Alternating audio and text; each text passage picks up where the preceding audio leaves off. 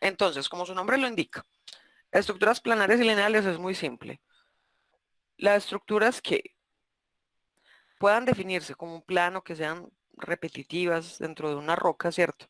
Son estructuras pues planares, y las que puedan definirse más pues como una línea, ¿cierto? Son estructuras, van a ser estructuras lineales. Es bien sencillo. Y a esto se le conoce como fábrica. En geología estructural, el término fábrica se conoce como eso, como la distribución geométrica de los componentes que hay en una roca. Entonces tenemos una fábrica planar, si tenemos pues que nuestro macizo rocoso está compuesto esencialmente por elementos planares, ya los vamos a ver, todos los conocemos, y decimos que de una fábrica lineal se está compuesta esencialmente por elementos lineales, que también ya los conocemos bien. Simplemente pues vamos a repasarlos un poquito. Entonces, dentro de esos elementos lineales, planares, perdón, el que se destaca por excelencia es la foliación. Pero aquí, al igual que el asunto de anticlinal y inclinal, vamos a empezar a como a definir, a refinar un poquito más esos temas. Es decir, la foliación para los geólogos estructurales en geología estructural es cualquier estructura que sea planar y repetitiva en una roca. Puede ser la foliación metamórfica, puede ser la estratificación, cualquier estructura planar que sea repetitiva en una roca se conoce como foliación. Entonces, esa foliación se clasifica pues en dos grandes grupos, dentro de los cuales pues yo separo uno que es el último que vamos a ver. Entonces está la foliación primaria, de esa hablamos un poquitico en la primera clase, está la foliación secundaria y está el clivaje dentro de los pliegues. Entonces, cuando hablamos de foliación primaria y foliación secundaria, estamos hablando de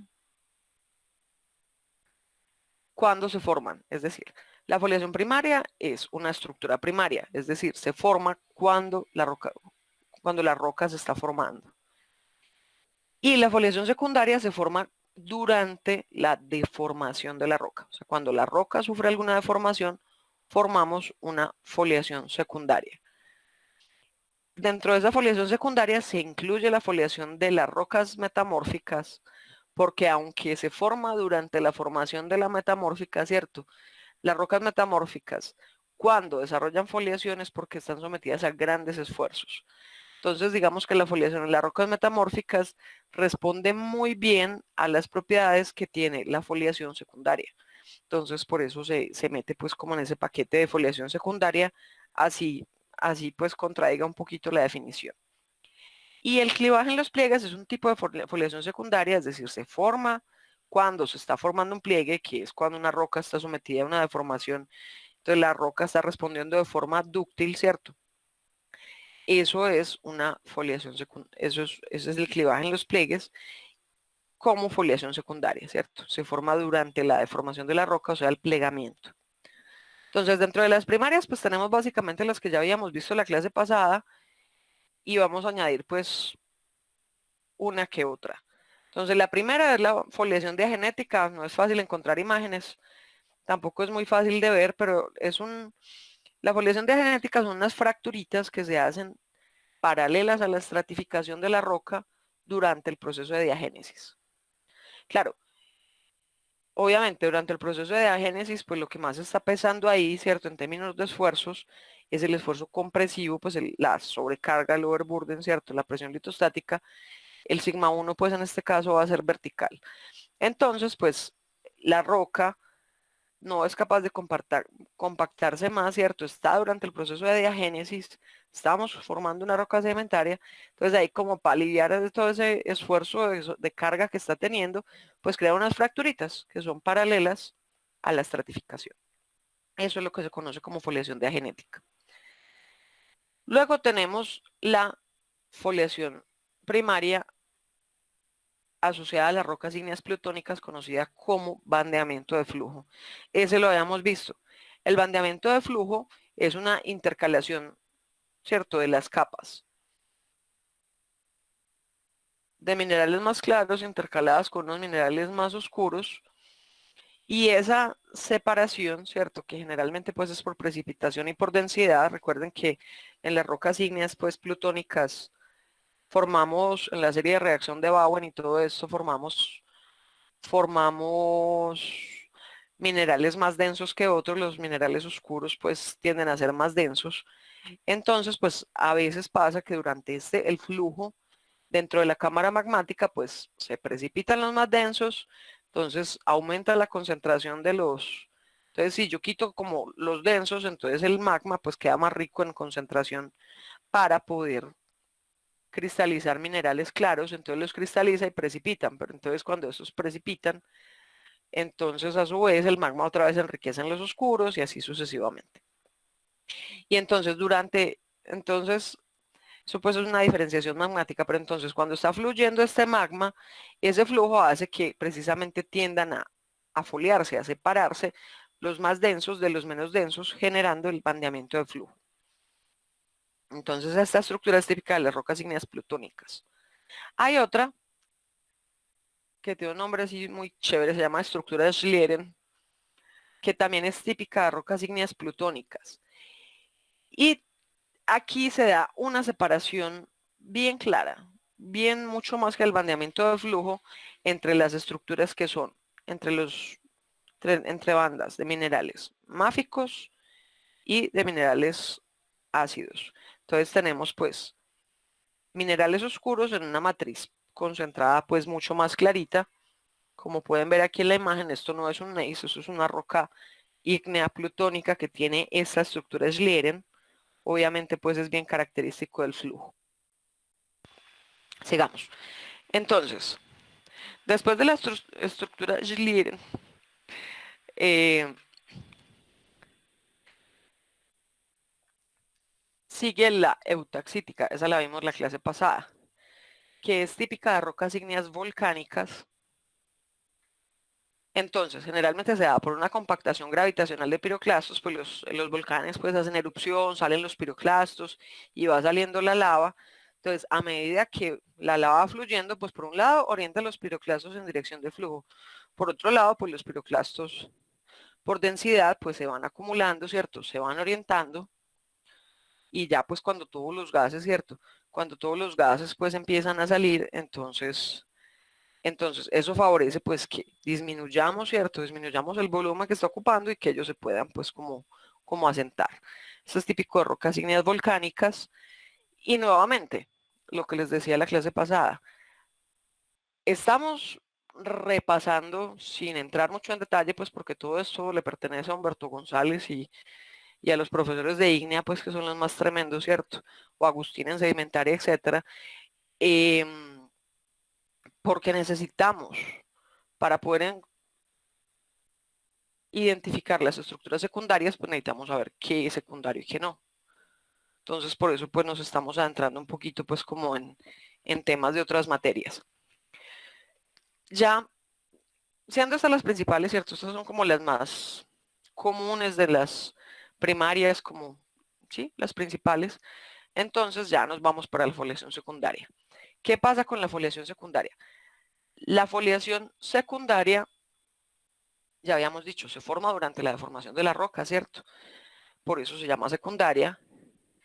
Generalmente obedece a procesos tectónicos asociados a cambios en el campo de esfuerzos o a la respuesta de las rocas ante los esfuerzos y generalmente pues son esfuerzos adicionales pues a los que está sometido normalmente durante su proceso de formación, ¿cierto? Por eso pues es una deformación. Y tiene una característica muy importante y es que generalmente es perpendicular al esfuerzo principal máximo. Por eso es importante, uno, separarla, ¿cierto? Y dos, pues aprenderla a reconocer, porque cuando nosotros aprendemos a identificar una foliación secundaria o una foliación tectónica, inmediatamente encontramos el esfuerzo principal máximo, es decir, a sigma 1, porque sea como sea que tenga la foliación, entonces el esfuerzo principal máximo va a ser un vector normal, ortogonal, a ese plano de foliación. Entonces, dentro de las secundarias, pues están las más famosas, que es la foliación, la que conocíamos desde geología física, antes de que yo les metiera todo este montón de diferentes tipos de foliaciones, ¿cierto? Entonces la que conocíamos de siempre era la de las rocas metamórficas. Entonces resulta que aquí la cosa otra vez se mezcla, porque entonces se mezclan las terminologías. Si estamos hablando de pizarras y filitas, el término correcto, y eso pues en su estricto desde la geología estructural, no es la palabra foliación, se llama clivaje. ¿Por qué?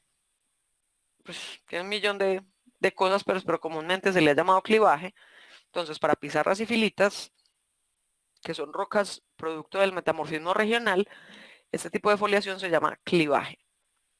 Y ya para el resto, para las otras metamórficas regionales que conocemos, para las anfibolitas, para los esquistos, para los neises, para las migmatitas, ya así es foliación, foliación, foliación, a secas, sin ningún problema.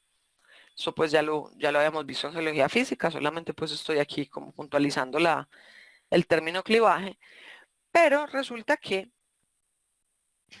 el término clivaje también se usa en pliegues. Entonces ya les voy a contar de qué se trata. Les estoy contando esto es porque,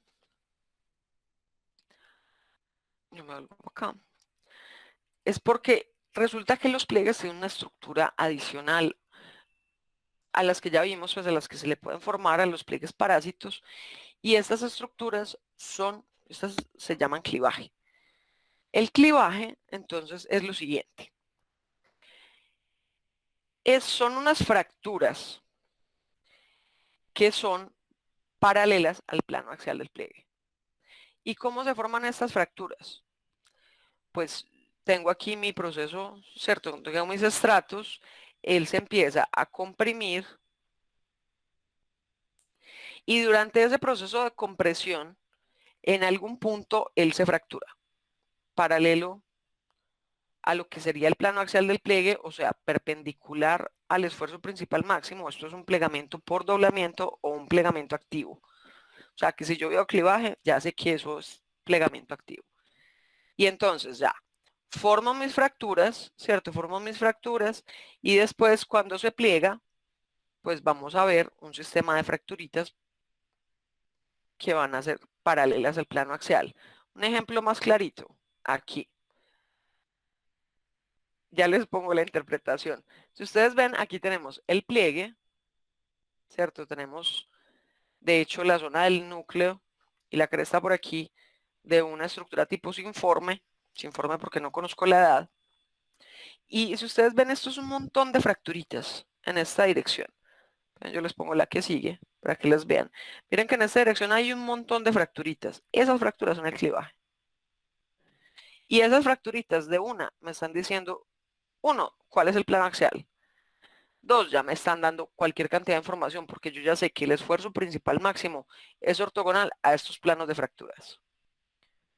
Eso es el clivaje. Ok, entonces el clivaje tiende a ser así, ¿cierto? Pero como toda la naturaleza pues tiene un millón de posibilidades, entonces a veces pasa que por cambios de competencia del material, entonces tenemos como algo que se llama la refracción del clivaje y es como es literal, es una deformación diferencial en los estratos, es decir, en unos estratos el clivaje tiende, o sea, en la charnela, en la zona pues de la charnela siempre va a ser paralelo al plano axial, pero a medida que uno se va hacia los flancos tiende a formar cierto angulito con respecto al de la charnela, al de la zona pues ya de la cresta del núcleo, que ya sea divergente, o sea, que haga un ángulo que haga que tienda como a separarse, alejarse de él, o que sea convergente, que haga un ángulo que tienda pues como a apuntar hacia él. Entonces, pues esos son casos particulares pues en los que uno puede ver algunas veces que cuando cambia de estrato el clivaje se dobla un poquito. Pero es simplemente después por un efecto de competencia, no es porque el pliegue esté replegado, es simplemente pues un efecto del fracturamiento, de cómo se desarrolló. También pasa un poquito es porque el clivaje pues se forma todo derechito, ¿cierto? Pero cuando esto se dobla, o antes de que se doble, esta capa se comprime más que la otra. Entonces cuando esta se comprime más y ya después se dobla, pues este queda así y el otro se va a doblar un poquito, ya sea así o al revés, pues dependiendo de si se comprimen primero, pues más la capa superior o más la capa inferior. Eso pues es un efecto visual, por decirlo así. Es una ilusión óptica, de alguna forma. Pero que sí nos dice que hay un cambio de competencia grande, pues. Entonces, pasa que el clivaje, al igual que los SC, y de hecho mejor que los SC, que los pliegues parásitos, es un súper indicador de la cinemática. O sea, tanto de la cinemática como de la geometría del pliegue. ¿Por qué? Por lo siguiente. Porque, uno, en la zona de la chernela el clivaje debe ser perpendicular a la estratificación. Siempre. Y dos, el clivaje tiene una característica particular. Se los muestro acá. Este aquí, me puso más gruesito que quedó muy flaco. Este aquí, cierto, es el plano de estratificación. Entonces, este ángulo pues son 180 grados, ¿cierto? Eso es un 8. Ese ángulo es de 180. Ahora bien, él me hace en esta zona un ángulo agudo que es menor que 45 y en esta zona me hace un ángulo obtuso. Entonces miren bien que este ángulo agudo, si uno lo pone pues como si fuera un ojito, si yo asumo que esto fuera un ojo, entonces ¿qué pasaría con ese ángulo agudo? Ese ángulo agudo, ese ojito, estaría mirando hacia la zona del núcleo. Mientras que en la parte superior del clivaje, ¿cierto? Pasa lo contrario. Miren que tengo mi estrato y mi 180 grados. Ay, otra vez, pues, una línea muy chiquita. Tengo mi estrato y mi angulito de 180 aquí. El ángulo agudo ahora en esta zona es este. Y ese ángulo agudo, si yo asumiera que esto es un ojito, él estaría mirando hacia acá, hacia acá. Eso, y bueno, bueno, sí, y eso, ¿en qué me ayuda? Eso me ayuda en lo siguiente. Eso me ayuda en que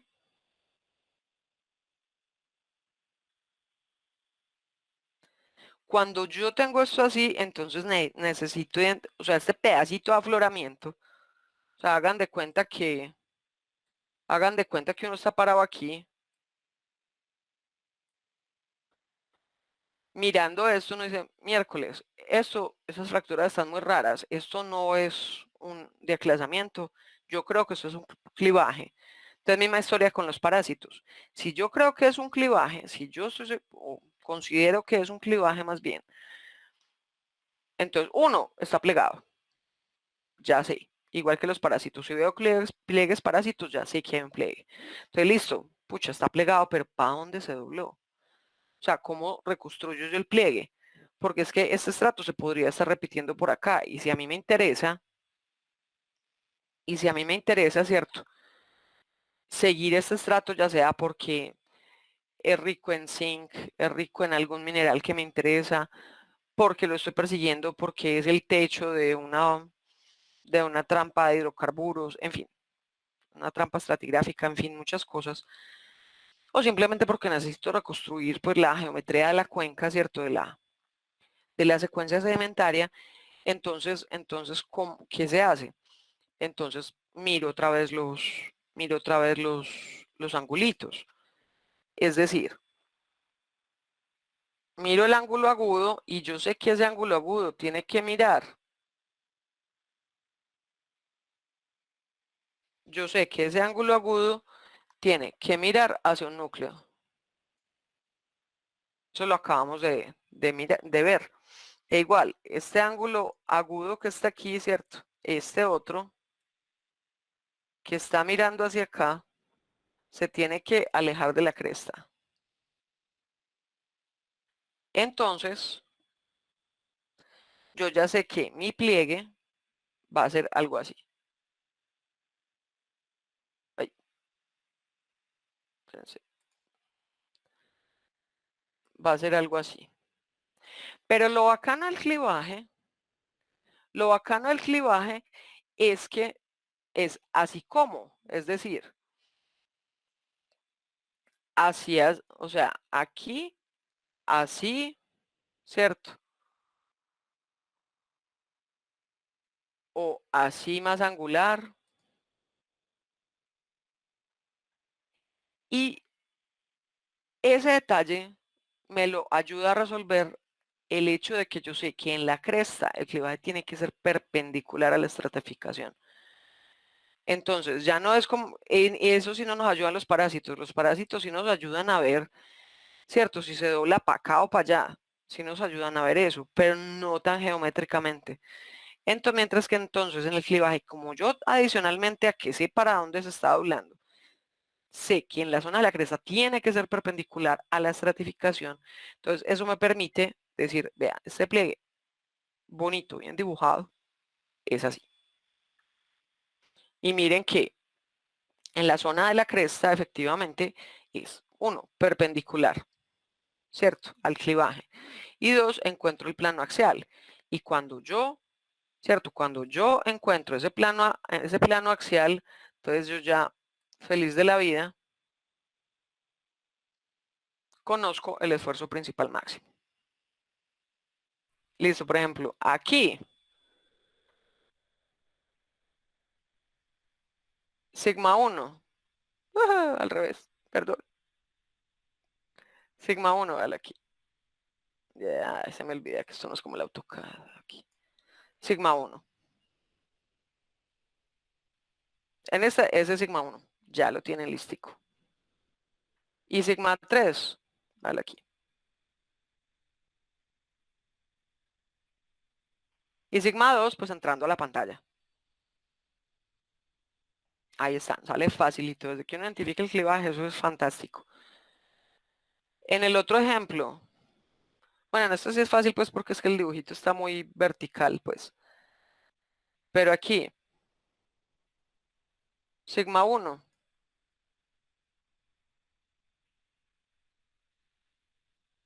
Esperen que me quedo muy torcido. Perpendicular, bien perpendicular. O sea, hagan de cuenta que es 90 con respecto al eje Y. Sigma 2 entraría a la pantalla. En el de lado es lo mismo. Es el mismo pliegue. Y el clivaje es igualito. Y en este que acabamos de ver, de la interpretación,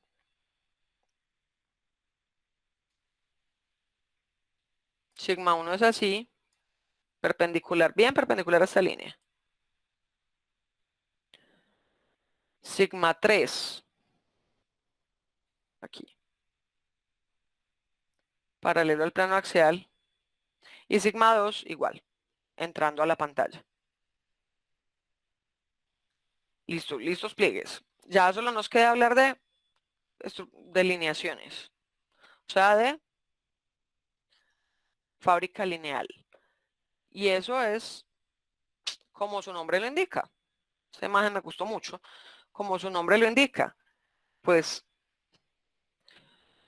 es una fábrica que está definida por elementos pues que se disponen en una dirección, en general en la misma dirección, pero que son más bien líneas que planos, ¿cierto?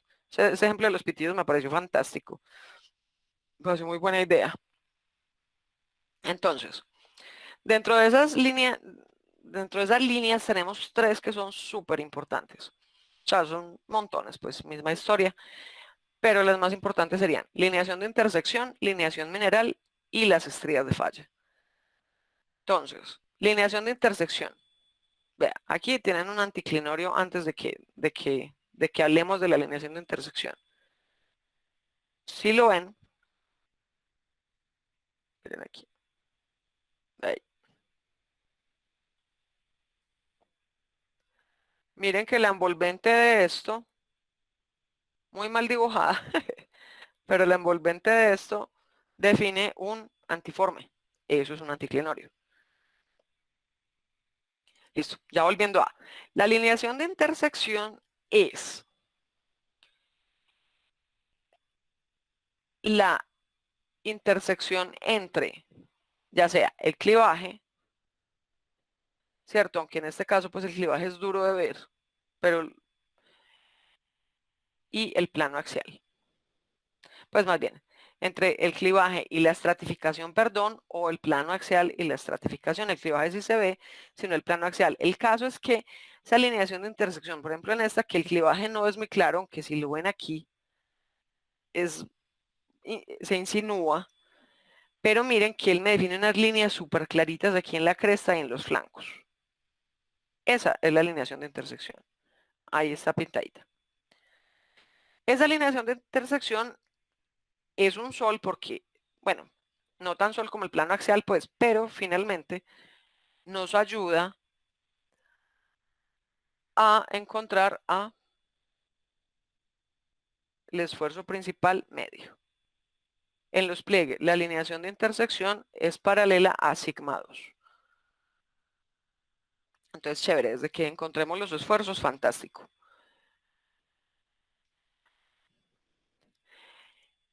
Otra alineación importante es la alineación mineral.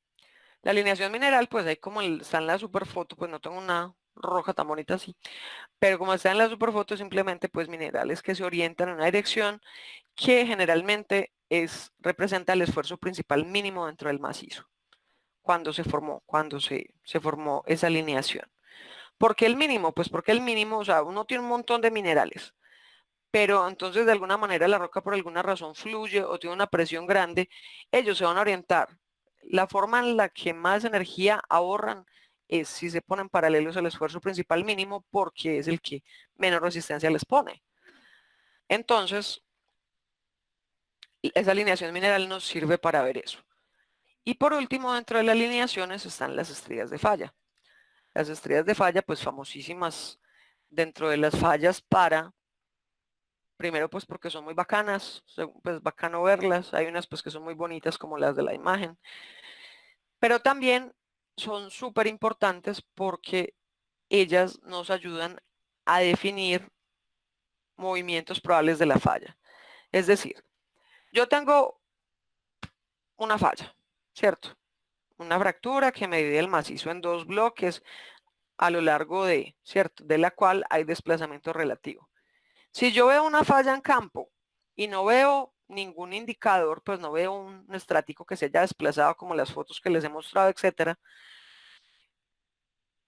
yo sé que es una falla pues por las características de las fallas, ¿cierto? Que las vamos a ver luego. Pero por el fracturamiento, porque de pronto generó salbanda o rocas de falla, en fin.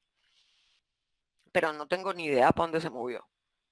Eso quiere decir que ese plano tiene infinitas posibilidades de moverse. Se movió para allá, se movió para acá, o así a lo rumbo, o solo normal o inversa, ¿cierto? O diagonal en infinitas direcciones. Pero entonces, las estrellas de falla lo que sí hacen es decirme dos direcciones posibles, opuestas de eso. Entonces, hagan de cuenta que las estrellas de la falla son ¿cierto? Los límites entre mis dedos. Si yo veo estrellas de falla en esta dirección, yo ya sé que la falla se mueve o así o así. O sea, paralelo a la dirección de las estrellas. Entonces, de infinitas posibilidades, pues ya tengo dos, que obviamente son radicalmente diferentes porque pues si se movió hacia abajo o hacia arriba, va a cambiar mucho el sistema de esfuerzos, pero finalmente ya tengo dos opciones. Ya al menos sé que no fue netamente vertical, pues netamente paralela a la línea de buzamiento, perdón, o netamente de rumbo, sino que fue oblicua o todo lo contrario. Yo ya sé que es una falla de rumbo o que es una falla normal o inversa. Entonces las estrellas de falla pues son bastante útiles a la hora de al menos quitarme infinitas posibilidades y dejarme dos, que ya es mucho, que ya es bastante.